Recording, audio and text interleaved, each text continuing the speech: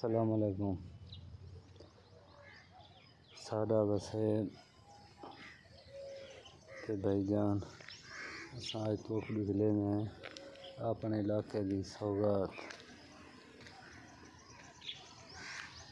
ये बारिशा थे मनता बहुत ज़्यादा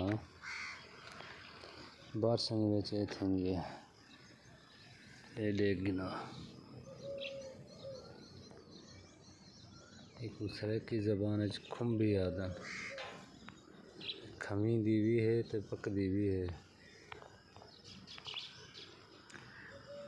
एक गिनो सारे इलाके का मौसम बहुत प्यारा बहुत खूबसूरत। कोट छुट्टा स्टेशन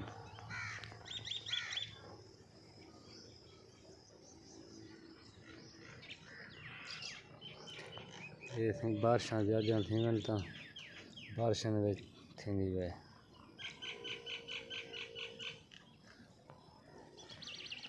ये देख